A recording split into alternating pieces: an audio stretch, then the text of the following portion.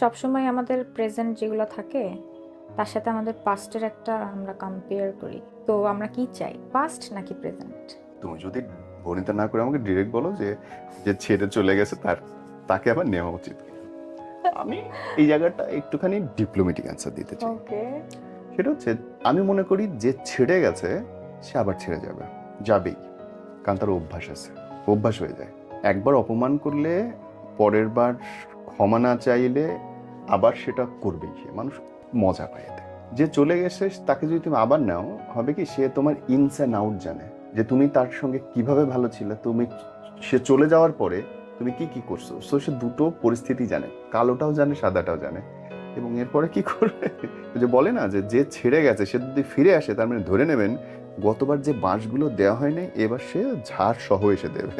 মানে বাঁশ ঝাড় সহ। একদম।